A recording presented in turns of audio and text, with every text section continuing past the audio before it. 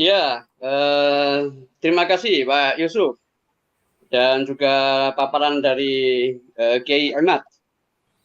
Ini saya menyampaikan kalau ada eh, apa pandangan yang kurang pas. Jadi saya awali dulu bahwa berbicara soal Ahlul Bait itu berarti kita berbicara tentang sunnah, berbicara tentang hadis, berbicara tentang pesan Nabi, berbicara tentang masa lalu kenabian.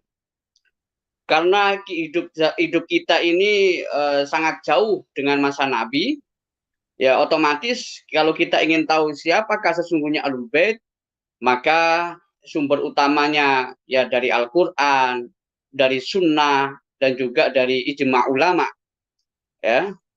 Dan sudah disebutkan bahwa kata-kata Ahlul Bait ini bukan kata-kata biasa. Ini kata-kata yang ada di dalam Al-Qur'an, ya, surat Al-Ahzab ayat 33 itu disebutkan, ya, innama yuridullahu liyudhiba ankumur rijsa ahlal baiti wa yutahhirakum tathira. Jadi Ahlul Bait dalam ayat Al-Qur'an ini tentunya kita tidak bisa secara apa secara pribadi untuk berpendapat siapa Ahlul Bait itu. Melainkan ya kita harus melihat bahwa ayat Al-Quran ini turun tentunya memiliki asbabun nuzul, memiliki sebab. Disitulah kita bisa memahami siapa Ahlul Bait tersebut. Ya, karena istilah Ahlul Bait ini ya kadang-kadang orang menyebutnya Ahlul Bait, kadang orang menyebutnya kurba, kadang orang menyebutnya itroh. Tapi semuanya itu memiliki rujukan baik dari Al-Quran, kalau tidak ada di hadis. Di eh, dalam hadis, ya, soal masalah Ahlul Bait ini sesuai dengan asbabun nuzul, ya, surat Al-Ahzab ayat 33 tadi yang saya baca tadi, itu ada riwayat dari Imam Muslim, ya, seperti kita tahu sebagai Ahlussunnah wal Jamaah, ya, Sahih Bukhari, Sahih Muslim, Sunan Abu Dawud, Sunan Ibnu Majah, Sunan Nasa'i, Sunan Ad-Darimi, ya, termasuk At-Tirmidzi, ya, termasuk Muwatta, ya, termasuk Musnad Ahmad bin Hambal, Musnad Imam Syafi'i dan lain-lain yang familiar di kalangan Ahlussunnah wal Jamaah, ya. Rujukan dari hadis Muslim ini merupakan rujukan yang sangat otoritatif di kalangan Ahlussunnah wal Jamaah. Ada riwayat menyebutkan bahwa Sayyidah Aisyah radhiyallahu anha, istri dari baginda Nabi itu berkata, ya. Jadi ada suatu riwayat dalam riwayat Sahih Muslim, saya bacakan ini. Qalat Aisyah tu kharajan Nabi sallallahu alaihi wa alihi wasallam godatan wa alaihi mirtun murahhalun min sya'rin aswada fa ja'a al-Hasan bin Ali fa adkhalahu thumma ja'a al-Husain fa adkhala ma'ahu thumma ja'at Fatimah fa adkhalaha thumma ja'a Aliun fa adkhalahu thumma qala innama yuridullahu liyuzhiba 'ankum rijsa ahlal bait wa yutahhirakum tathira. Ini riwayat ada dalam Sahih Muslim, ya, bahwa Sayyidah Aisyah berkata di suatu pagi Rasulullah Shallallahu alaihi wasallam keluar dengan berselimut kain wol hitam. Lalu Hasan bin Ali datang, maka beliau memasukkannya ke dalam kain itu. Setelah itu Husain datang, maka dia pun masuk bersamanya. Kemudian Fatimah datang, maka beliau memasukkannya ke dalam kain itu. Lalu Ali datang, maka beliau juga memasukkannya ke dalam. Jadi orang-orang tadi, ya, Sayyidina Ali, Sayyidina Fatimah, ya, Sayyidina Hasan dan Husain itu masuk dalam selimut Nabi. Ya, kemudian beliau membaca ayat innama yuridullahu liyuzhiba ankum rijsa ahlal baiti wa yutahhirakum tathira. Ini silakan dicek dalam kitab Sahih Muslim, ya. Di dari penerbit Al-Maktabah Al-Ashriyah, ya, itu jilid 5 halaman 566. Dan juga mungkin di penerbit-penerbit lain, dan ini sudah sangat terkenal, ya, di kalangan kontemporer adanya hadis masalah selimut ini atau ahlul kisah ini. Kemudian dipertegas juga dalam hadis yang lain, ya referensinya tetap hadis, tetap pesan Nabi. Ini sehingga kita bisa melihat adanya koherensi, adanya keterpaduan, ya, adanya kesatuan pemahaman atau konsep atau definisi yang tadi ditanyakan oleh Pak Yusuf tadi itu. Apa itu? Ada riwayat juga dari Imam Hakim An-Naisaburi, yaitu dalam kitab Al-Mustadrak ala Sahihain. Ini menegaskan makna Ahlul Bait. Ada riwayat dari Ummu Salamah, ya, istri baginda Nabi Shallallahu Alaihi Wasallam. Beliau berkata, "Fi baiti nazalat hadhil ayah. Innama yuridullahu liyudhiba ankum rijsa ahlal baiti." Qalat, kemudian Ummu Salamah berkata, "Fa arsala Rasulullah Shallallahu Alaihi Wasallam ila Aliin wa Fatimah wal Hasan wal Husain radhiyallahu anhu ajma'in. Faqala, Allahumma haula'i ahlu baiti." Qalat Ummu Salamah, "Ya Rasulullah, ma ana min ahlil bait." Qala, "Innaki ahli khairun wa haula'i ahlu baiti." Ini dalam kitab Mustadrak ala Sahihain, ya, Ummu Salamah sendiri pernah bukan protes tapi bertanya kepada Nabi, "Di rumahku turun ayat, sesungguhnya Allah bermaksud untuk menghilangkan dosa dari kamu, wahai ahlul bait, dan membersihkan kamu sebersih-bersihnya." Dia mengatakan, maka Rasulullah Shallallahu Alaihi Wasallam memanggil Ali, Fatimah, Hasan dan Husain. Semoga Allah meridhoi mereka semua. Seraya berkata, "Ya Allah, merekalah ahli baitku." Dari sini Ummu Salamah berkata, "Wahai Rasulullah, bukankah aku termasuk ahlul bait?" Beliau bersabda, "Engkau istriku yang baik." Jadi Rasulullah memuji, "Engkau istriku yang baik." Sedangkan mereka adalah ahli baitku. Nah, ini menegaskan ahlul bait itu ditentukan oleh Nabi, yaitu 5 sosok tadi. Dan ini diperkuat dengan hadis-hadis yang lain. Ya, misalnya dalam hadis masalah asbabun nuzulnya kata-kata al-qurba dalam Al-Qur'an. Ya, qul la as'alukum alaihi ajra ilal mawaddata fil qurba. Apa makna kurba itu? Itu mereka bertanya, "Ya Rasulullah, man qarabatuka?" Ya, siapa sih kerabatmu itu yang harus kita cintai, yang harus kita senangi? Ya, Rasulullah menjawab, "Qala Ali wa Fatimah wa benahuma." Rasulullah menjawab, kurba itu adalah Ali, Fatimah, dan kedua anaknya. Ini penjelasan dari ayat Asy-Syura tadi yang saya bacakan. Nah, ini riwayat ini tidak hanya ada dalam satu sumber, ya, karena ini adalah masa lalu kenabian, kita hanya bisa merujuk kepada catatan, kepada teks, ya, yang dianggap sahih, yang sudah diteliti, tidak hanya satu sumber tapi berbagai sumber. Sebagaimana yang saya baca tadi ada di Fadhailus Sahabah Imam Ahmad bin Hambal, kemudian tafsir Abi Hatim, ada di Al-Mu'jam Al-Kabir Imam At-Tabrani, ada Majma'uz Zawaid Imam Al-Haythami, ada Al-Kasyaf Imam Az-Zamakhsyari, ada Al-Jami' li Ahkamil Quran miliknya Imam Qurtubi, ada juga di As-Sawa'iq Al-Muhriqah miliknya Ibnu Hajar.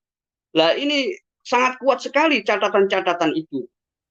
Ya, banyak sekali jalur yang menjelaskan tentang batasan makna ahlul bait. Ya, ditambah lagi ada hadis Shaqalain, ya, enggak saya bacakan, yang ini kelasnya mutawatir ini, ya, yang di situ mensinonimkan, menyamakan itroti ahli baiti. Nah, ini soal masalah khobar as-shadiq, ya, berita yang bisa dipercaya, karena kita hidupnya jauh dari masa kenabian sehingga kita merujuk kepada catatan-catatan sunnah atau sejarah yang bisa dipertanggungjawabkan, yang konsisten, yang koheren, yang tidak ada kontradiksi satu sama lain. Itu yang bisa kita ambil. Dan ini secara nggak langsung kita sebagai orang Muslim di Nusantara ini, ya, kita mengenal misalnya, ya, kalau ketika membaca sholawat paling tua di Indonesia, Maulid Ad-Daibai, ya, Maulid Ad-Daibai itu, ya, Daiba itu dari kata Sudan, ya, artinya putih, ya, padahal Sudan itu kan terkenal hitam, tapi tentunya geografisnya beda ketika mu'alifnya mengarang Maulid Daiba itu. Walaupun Maulid Daiba ini tentunya Ya, di situ saya temukan ada beberapa versi. Waktu saya jadi Rois Surya di Sudan itu, ya, Rois Surya PCNU Sudan, saya mencoba tanya kepada teman Yaman, kenapa dalam dibak ya yang diijazahkan ya dari ulama Sudan yang dia dapat dari Mesir, kok naskahnya itu berbeda dengan yang beredar di Indonesia.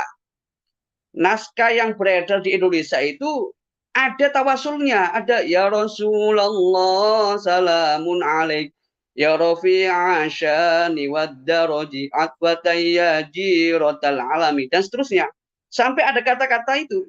Ahlu baitil mustafa tuhuri hum amanul arbi faddakiri syubbihu bil anjumiz zuhuri mislama qad jaa fis sunani. Sebagaimana ada dalam kitab-kitab sunnah. Saya mau cross check apakah ketika Abdurrahman Ad-Dabai disebut dari Yaman, apakah naskah dibak yang ada di Yaman itu juga sama dengan di Nusantara? Ternyata berbeda. Tidak disebutkan itu tawasulnya itu ya Rasulullah nggak ada dalam naskah dibak yang beredar di Yaman. Kemudian teman saya yang Rois Surya dulu tak tanya itu gimana validasinya. Ternyata juga bingung. Jadi tidak mengatakan ini masih butuh penelitian. Sebenarnya dibak yang ada di Indonesia itu dari mana sumbernya itu? Ya, karena yang dapat sanad yang saya dapatkan ya mulai Daibak di Sudan itu dari ulama Sudan yang dia dapat dari Mesir itu nggak menyebutkan itu. Ketika saya cross check, saya tanyakan kenapa nggak disebutkan. Katanya dia mendapat memang nggak ada kok ya Rasulullah itu. Nah ini ada PR juga ini bagi bagi pahlawan-pahlawan manuskrip ini Pak Yusuf untuk mencari yang asli di mana itu. Ya, sedangkan itu sudah dihafal oleh masyarakat Muslim Nusantara itu yang tua-tua hafal Daibak itu ya Rasulullah dan seterusnya itu. Disebutkan bahwa Ahlul Bait Mustafa Tuhuri mereka itu orang-orang yang tohir, yang bersih, yang suci. Ya, keterangannya apa? Mislama qad jaa fi sunani itu diterangkan ya dalam kitab-kitab sunnah. Bahkan kalau orang mengikuti Ahlul Bait, di samping dia mengikuti jalan kebenaran baginda Nabi, juga dia mengikuti jalan keselamatan. Kenapa? Karena disebutkan juga dalam Muqaddimah Daibak itu wasafinul lin najati idza iftamim tufani kulli adza. Loh, safinatun Nuh. Jadi ada hadis Nabi bahwa orang yang mengikuti Ahlul Bait itu dia seperti mengikuti kapalnya Nabi Nuh. Ya, kapalnya Nabi Nuh. Man rokiba naja. Siapa yang naik kapalnya Nabi Nuh maka dia akan selamat. Man takhalafa anha gharik. Kalau dia terlambat, ya tertinggal gak ikut kapal Nabi Nuh maka dia akan tenggelam. Nah, itu kalau dia tidak mengikuti jalannya Ahlul Bait. Dan jalannya Ahlul Bait itu ada jalan kejujuran, ya, jalan keilmuan dan jalan akhlakul karimah. Kejujuran intelektual, keagungan ilmu dan kemuliaan akhlak itu ada pada Ahlul Bait. Ya, sebut saja Sayyidina Ali, ana madinatul ilm wa ali yubabuha dan seterusnya itu. Sebutlah pejuang-pejuang seperti Hasan dan Husain walaupun mohon maaf meninggalnya dalam keadaan yang mengenaskan. Satunya dipenggal kepalanya dan satunya diracun. Artinya apa? Itu adalah perjalanan memperjuangkan ilmu, memperjuangkan kebenaran, memperjuangkan sanad spiritual yang kemudian saya sebut dengan sanad peradaban itu. Jadi sementara ini Pak Yusuf, kalau disebut apa dan siapa Ahlul Bait itu adalah sebagaimana li khamsatun utfi biha harul wabail hatimah al mustafa wal murtadha wa benahuma wal fatimah. Itu adalah tawasulnya orang-orang Islam Nusantara terutama ketika ada wabah pandemi disuruh baca itu. Itu tawasul kepada Ahlul Bait. Ya. Wabah pandemi lah baca itu. Itu 5 Ahlul Bait itu. Mbak Maimun Zubair juga menyebutkan begitu, dikutip sama ketum PBNU, ya Haji Kholyas Stakuf itu. Sama, Ahlul Bait itu ya 5 orang itu. Ya, Imam Syafi'i juga tawasulnya kepada Ahlul Bait. Ahlul Bait dari ati wa hum ilaihi wasilati. Arjubi mu'taghadan biyamin sahifati.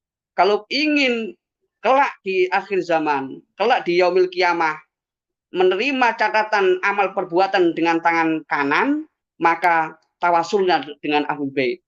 Nah, ini jadi jangan sampai Ahlul Bait itu maknanya dirubah karena itu sudah jelas dalam kitab sunnah, dalam tradisi ulama-ulama kita. Sementara itu Pak Yusuf. Oke, jadi cukup gamblang nih, Kiai Imad juga tadi kita sudah gamblang, dan Dr. Ribut juga sudah gamblang menerangkan bahwa Ahlul Bait itu ada 5, seperti tadi kan ya, Ali, kemudian Fatimah, Hasan, Hussein, kemudian Nabi Muhammad SAW. Nah, jadi Zuriyah itu tidak termasuk ya, Dr. Ribut. Dalam keterangan-keterangan kalau kita kontekstualitaskan ke tekstual yang Anda sebutkan tadi. Ya, kalau Zuriyah disebut bagian dari Ahlul Bait, tentu itu tidak tepat. Itu tidak tepat, ya.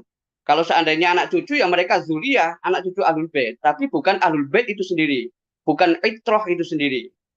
Jadi itu perlu dibedakan. Ya. Tidak termasuk Pak Yusuf. Ya. Oke, jadi kalau umpamanya ini ya, Zuriyah bisa disebutkan bahwa Zuriyah adalah cucu dari Ahlul Bait. Itu lebih tepat begitu ya. Tapi bukan termasuk di dalam Ahlul Bait begitu. Oke, iya. Iya, lebih tepatnya Zuriyah itu adalah ya Zuriyah Ahlul Bait.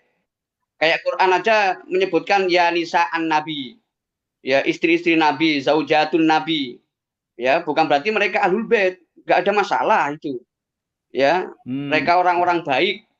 Tapi persoalan masalah Ahlul Bait sebagaimana disebutkan dalam Al-Qur'an yutahhirkum tathira, itu Ahlul Bait punya makna khusus.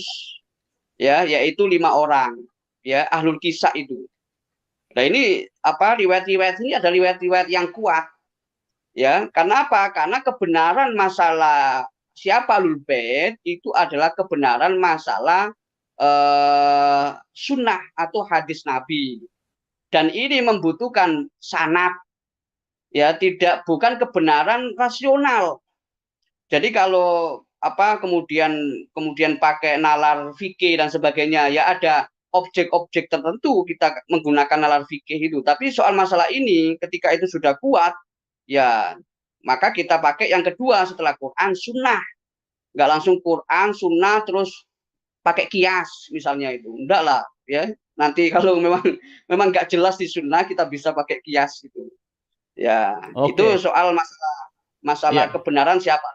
Kembali lagi al-haqiqah laisat kalayan, ya, kenyataan indrawi itu tidak seperti beritanya, karena kita tidak hidup di zaman Nabi, nggak mendengarkan langsung Nabi berbicara. Oleh karena itu kita mengambil pesan melalui hadis-hadis yang sudah dikodifikasi, yang sudah dibukukan itu, yang dikenal nilainya itu sangat tinggi, dan juga berdasarkan penelitian hadis tidak ada masalah. Itu Pak Yusuf. Ya. Ya, satu lagi kontekstualitasnya nih Ahlul Bait kemudian dengan diskursus nasab yang dicuatkan oleh Kiai Imad. Mungkin Anda bisa merefleksikan itu seperti apa, Pak Dr. Ribut? Ya, kembali lagi ya, kalau kita mengikuti turos tradisi intelektual ulama, kita kan tahu beberapa ulama termasuk diantaranya yang sangat terkenal sebagai ahli hadis, ulama Damaskus, Syekh Nuruddin Aiter, ya, Syekh Nuruddin Aiter Allah yarham. Beliau kan menyebutkan bahwa Allah itu mengistimewakan umat Nabi Muhammad dengan 3 hal. Ya, mengistimewakan dengan 3 hal. Yang pertama adalah sanad, masalah sanad, ya. Yang kedua adalah nasab yang kita bicarakan ini, masalah polemik nasab ini. Dan yang ketiga masalah i'rab. Lah, sanad dengan nasab ini sama-sama istimewa. Ya, istimewa yang mana ini tidak diberikan kepada umat lain. Diberikan kepada umat baginda Nabi Muhammad Shallallahu Alaihi Wasallam. Kemudian kalau dikaitkan dengan polemik nasab, sebenarnya ada kemiripan, karena sama-sama baik soal nasab maupun soal riwayat itu adalah berdasarkan persaksian atau kesaksian. Jadi berdasarkan kesaksian karena sifatnya indrawi. Jadi kalau tidak hanya bisa mengandalkan riwayat. Makanya zaman dulu banyak hadis-hadis palsu itu yang menyebabkan ada ilmu hadis, ada mustalahul hadis, ya. Ya, katanya laula laulal fitnah, ya, laulal fitnah lama kana ilmu musalal hadis. Kalau tidak ada fitnah, tidak ada pembohong, tidak ada pendusta, tidak ada manipulator, tidak ada pemalsu, ya, maka tidak ada namanya musalal hadis itu, ya. Termasuk zaman Nabi sendiri, ya, guru saya mengarang kitab ilmu sunnah itu, Syekh Dr. Muhammad Surur, dalam kitabnya Al-Manzumah At-Tabatiyah fi Ulumi Sunnah Al-Marwiyah, beliau itu menyebutkan bahwa di zaman sahabat ada yang punya keyakinan membela Nabi dengan apa? Dengan kebohongan itu berpahala. Coba dibayangkan itu. Membela Nabi dengan kebohongan itu berpahala. Padahal ya nggak mungkin berpahala, ya. Karena apa? Ya kebenaran harus dibela dengan kebenaran, harus dibela dengan kejujuran. Nasirul haqi bil haqi, nggak boleh nasirul haqi bil batil. Ya itulah. Itu zaman Nabi sudah ada orang yang mohon maaf karena tingkat kecerdasannya atau kebodohannya atau kesembronoannya, dia ingin membela Nabi dengan cara kebohongan. Ya tentu ini ada unsur manipulasi. Apalagi zaman setelah Nabi, ya zaman tabiin dan seterusnya, ya itu bermunculan hadis-hadis palsu, ya sehingga ada ulama-ulama yang membela hadis, membela sunnah, termasuk muncul orang yang ingkar sunnah kayak di zaman Imam Syafi'i, sampai Imam Syafi'i mencetuskan teori mukhtalaful hadis dan beliau dijuluki sebagai nasirus sunnah karena untuk menyelesaikan persoalan orang-orang yang ingkar sunnah itu. Namun kemudian persoalan nasab ini, ya, dalam tradisi Ahlussunnah wal Jamaah, ya, ilmu hadis pertama kali itu dikarang oleh Syekh Imam Ar-Romah Hurmuzi. Ya, kitabnya berjudul Al-Muhaddisul Fasil Bainar Rawi wal Wa'id. Dalam kitab ini ada kutipan menarik. Apa itu? Beliau mengutip dari Imam Hasan Al-Basri. Beliau mengatakan himmatul ulama'i ar-ri'ayah wa himmatus syufaha'i ar-riwayah. Jadi semangat, himmah, misinya ulama itu adalah mempertanggungjawabkan ilmu, bukan meriwayatkan ilmu. Artinya ilmu itu harus dipertanggungjawabkan, bukan sekedar kila wakola, katanya. Karena kebohongan itu bisa viral kalau disampaikan oleh orang yang punya panggung. Segera viral itu apalagi zaman digital ini. Apalagi di masa itu tidak ada yang mengkanter. Misalnya saya berbohong, saya mengaku saya ini anaknya Kiai Haji Ma'ruf Amin misalnya. Misalnya. Ya orang akan, kalau orang nggak ada yang mengkanter, akan viral omongan saya ini. Dan semua bisa percaya yang awam-awam itu. Tapi kalau ada yang mengkanter, maka persoalannya beda lagi. Maka iddia, klaim, mengaku-ngaku itu harus dikanter, harus apalagi soal masalah nasab itu masalah agama. Apalagi intisabnya itu kepada Nabi Muhammad Shallallahu Alaihi Wasallam. Jadi tidak jauh berbeda. Dalam ilmu nasab, untuk menetapkan nasab itu kan ada dua dalil. Yang pertama syuhra wal istifadhah. Yang kedua menggunakan kitab atau al-wasaiq as-sahihah, menggunakan catatan. Nah, kalau syuhra wal istifadhah sebagaimana dalam tradisi hadis, ya, itu dalam tradisi hadis itu yang namanya mutawatir atau namanya hadis masyhur itu bukan generasi kedua, bukan generasi ketiga, bukan generasi keempat. Hadis mutawatir, hadis masyhur itu generasi pertama. Jadi sahabat-sahabat banyak yang mendengarkan, disampaikan kepada muridnya, sampai ada banyak jalur. Misalnya lima misalnya, atau 4 atau 3 itu hadis mufrad, hadis aziz, hadis masyhur. Kemudian kalau sangat banyak sekali yang nggak mungkin orang berbohong, ya seperti naskah Al-Quran yang sampai kepada kita itu mutawatir, nggak mungkin orang berbohong. Atau hadis rukun Islam, rukun iman itu mutawatir. Sunni dan Syiah itu sama, masalah itu nggak ada persoalan. Ya, jadi artinya dalam masalah nasab ini kalau ada catatan yang mendahului, ya, catatan yang mendahului, sedangkan di situ nggak menyebutkan nama, misalnya si A atau si B, kemudian 4 abad berikutnya, 5 abad berikutnya, 6 abad berikutnya, kok jauh sekali tiba-tiba menyebutkan nama orang yang sebelumnya ghairu ma'ruf, maka itu harus diklarifikasi. Itu prinsip ilmiah itu. Harus diklarifikasi. Ya, kenapa? Surah wal istifadhah itu ya di zamannya. Ya, kemudian zamannya lagi.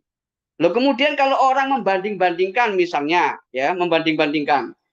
Apakah ada catatan sezaman zaman Nabi bahwa Ahlul Bait itu 5? Loh, lah ini orang nggak paham bahwa hadis itu memang dicatat, ya, itu di era-era orang boleh menulis hadis, ya.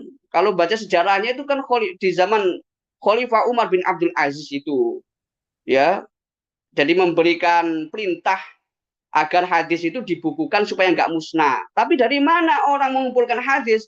Dari orang-orang yang terpercaya, itu hadis. Karena memang sebelumnya tidak ada catatan, kemudian hadis-hadis itu, kalau ditemukan ada kesamaan dari banyak jalur, nah disitulah saking banyaknya orang menyebut itu hadisnya mutawatir. Kalau diingkari membuat orang kufur. Ya, kalau kemudian ya cukup banyak lah, cukup terkenal ya, sebutnya masyhur, ya, dan seterusnya. Tapi pada akhirnya semua dikategorikan antara mutawatir yang qot'i dan hadis ahad yang sifatnya dzonni. Nah, persoalannya tadi kembali lagi, kita itu kalau pakai landasan ilmiah zaman sekarang udah maju. Ya, sudah ada sudah ada metodologi ilmiah yang luar biasa. Ya, dalam masalah riset itu kalau berbasis empiris, ya nggak ada salahnya misalnya orang menggunakan, misalnya kalau nasab menggunakan DNA misalnya, itu ya bagus sekali itu. Ya, misalnya begini, tak kasih contoh aja masalah sains itu, perkembangan dunia ilmiah. Hadis masalah lalat misalnya, yang terkenal di pesantren, orang baca kitabnya Ibnu Hajar Al Asqalani, kitab Bulughul Maram itu. Ya, orang baca ada hadis lalat, sayapnya satu mengandung racun, satunya mengandung obat. Ini yang hadis ini dinisbatkan kepada Nabi. Ya, perawinya sahabat Abu Hurairah. Kalau percaya nggak apa-apa. Tapi zaman sekarang dunia keilmuan sudah maju. Diteslah itu. Coba lalat masukkan di laboratorium. Apakah benar satunya mengandung racun, satunya mengandung obat? Kan ini kan eranya era sains. Ya kalau benar berarti, kalau benar ya silahkan saja. Itu hadisnya kalau seandainya hadis hadis hasan, gara-gara ada pembuktikan sains bisa naik menjadi sahih li ghairihi misalnya. Sahihnya karena faktor lain misalnya, bukan karena faktor sanadnya misalnya. Nah, ini dunia keilmuan akan terus berkembang. Makanya kembali lagi, polemik nasab ini menguntungkan sekali bagi perguruan tinggi dalam tanda kutip yang sekarang mengalami kemunduran intelektualisme, banyak yang mengakui ini, banyak opini masalah ini bisa bangkit dengan perdebatan genealogis, perdebatan masalah gen, perdebatan masalah asal usul. Misalnya nasab kan hubungan antara asal dengan farq. Ya, asalnya itu misalnya Imam Hasan, Imam Husain misalnya. Ya, kemudian farqnya ya anak cucunya itu sebagai farq. Kemudian kalau masalah hadis, hubungan antara riwayat, antara sumber pertama zaman sahabat, kedua, ketiga, itu apakah kemudian dari yang pertama mendengar Nabi itu, ya perkataannya itu kalimatnya berjumlah 5 kata, kok kemudian nyampe ke generasi kelima menjadi 2 kata, ya ini Nabi mengatakan demikian, loh kok beda kata-katanya, itu bisa diteliti, itu hubungan antara sumber pertama asalnya yaitu Nabi, ya, kemudian sumber kedua, ketiga, keempat, itu artinya persoalan genealogi. Nah, ini saya bukan bermaksud mengeneralisir, karena sekarang bukan zamannya linearisme, bukan. Sekarang zamannya multidisipliner. Tidak cukup menetapkan nasab hanya dengan ilmu nasab, tapi harus dengan ilmu sejarah, ilmu pendekatan lain-lain, termasuk Kiai Imad tadi dengan pendekatan membaca antropologi, membaca karakter orang itu, tanda-tanda orang nasabnya palsu itu akhlaknya bagaimana. Tapi saya tidak mau dalam masalah ini ya. Saya tidak mau membahas masalah ini, tapi yang jelas kembali lagi dalam masalah riset itu, masalah riset nasab dan masalah riset hadis sunnah itu sama, basisnya adalah hawas.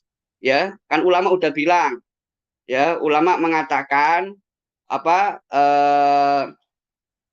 al isnadu, ya, al isnadu fil ilmi apa kal apa kal kal kan nasabi fil hissi. Isnad fil ilmi, sana dalam ilmu itu seperti nasab dalam tubuh, ya, nasab dalam fil jismi atau fil hissi. Itu sama, artinya basisnya adalah indrawi, empirisme, bukan rasionalisme. Sehingga yang dibutuhkan adalah data faktual yang paling mendekati kebenaran. Ya, jadi itu Pak Yusuf. Ya, jadi sama-sama empirisme bukan rasionalisme, bukan nalar-nalar pakai kaidah fikih macam-macam. Wah, itulah. Ya monggo aja lah pakai kaidah fikih, tapi itu sekunder. Yang primer adalah bukti catatan, benar enggak ini anaknya si A, anaknya si B. Benar enggak ini ma'ruf? Benar enggak ini betul-betul bisa dikonfirmasi oleh sumber lain? Tidak hanya insider tapi orang dalam, ya, tapi juga pihak luar misalnya. Nah, itu outsider itu juga penting, Pak Yusuf. Ya, itu sementara itu, Pak Yusuf.